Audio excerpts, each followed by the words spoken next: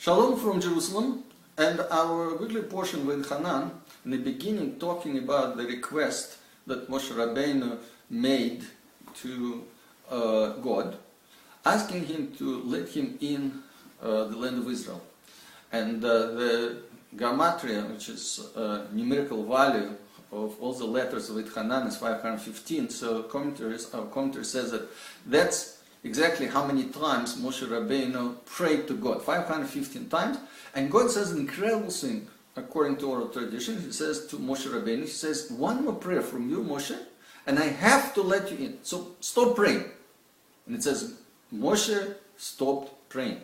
Wait a minute. Moshe Rabbeinu wanted to go to Eretz Israel all his life. And one more prayer, and God says, you will force me to let you in. Moshe Rabbeinu stopped praying. And one of the commentators, Malbim, explained, he says, no, what's the difference between child and adult? So, you see, child cannot take full responsibility for his action. When a child breaks a cup, you can't tell them, child, go work, make money, and kind of. So we treat children with kindness, with chesed. We forgive them a lot of things. And that's exactly how God relates to us. And the name of God, which means chesed, kindness, is Yud-Kei Vav-Kei, right? That's how we're treated. Now, there's another manifestation of God, and that's through strict justice. And that's the name Elokim. Now, the only person who is named in Torah Ish Elokim is Moshe Rabbeinu.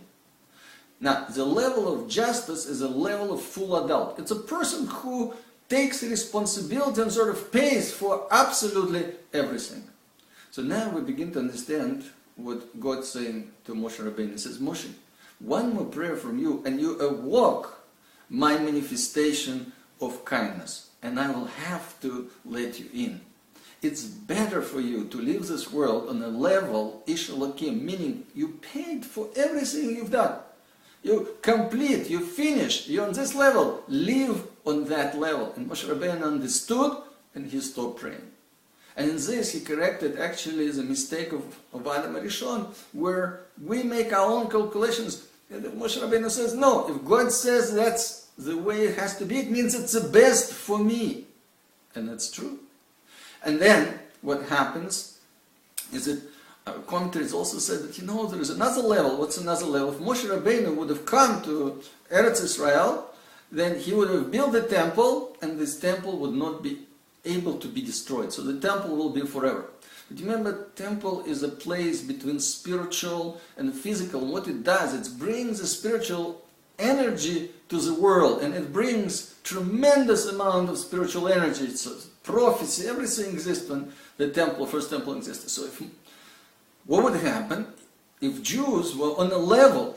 Then everything is great. We can receive this energy, but when the generation after generation, the level goes down, and the Jews is not able to contain and to receive this energy, the energy will simply destroy the Jews.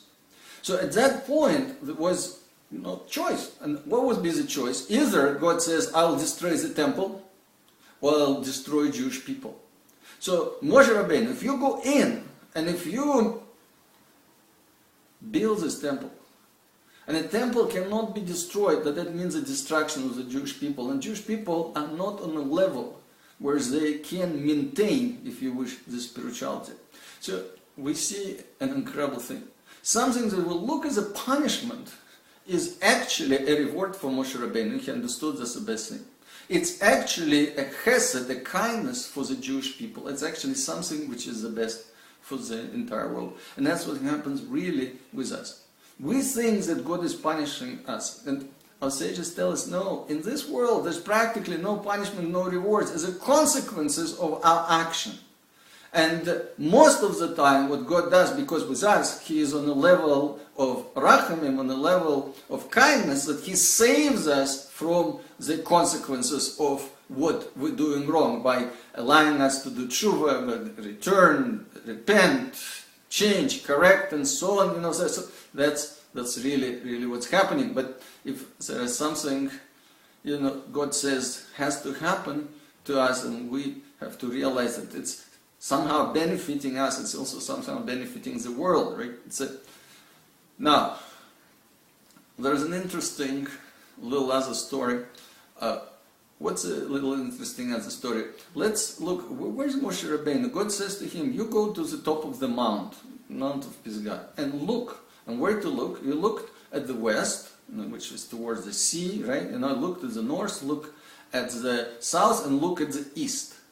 So you look all around, and you look at Eretz Israel. Wait a minute, but where's Moshe Rabbeinu? It means Moshe Rabbeinu somehow is in the middle already of Eretz Israel. And the commentaries tell us an incredible thing. He said a few weeks ago when we read about the tribes of Reuben and Gad who wanted to live in Transjordan. Transjordan is the place beyond the river of Jordan.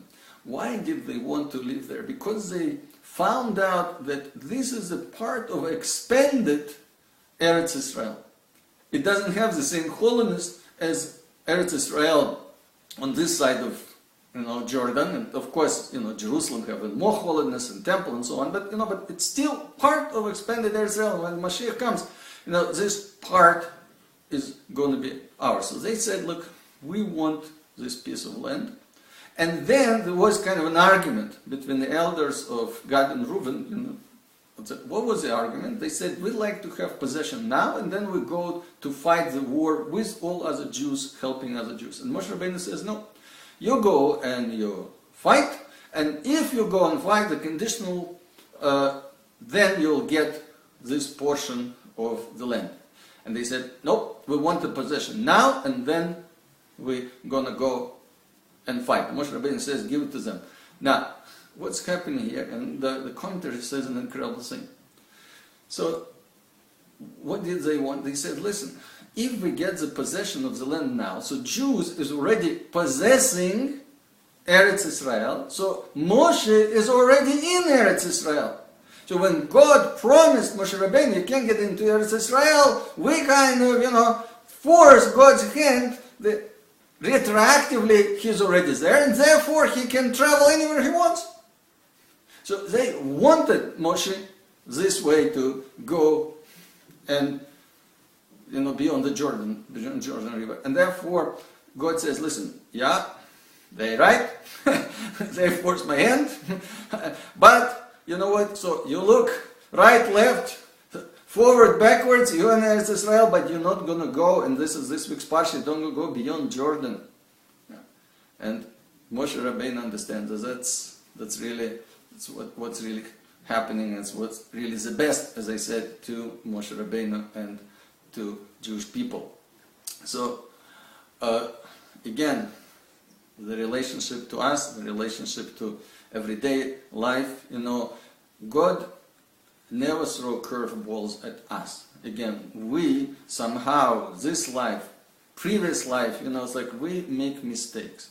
And because of these mistakes, there's the consequences that come to us. God is always a force that is helping us, and God is always willing to help us. And here's a very simple mathematics.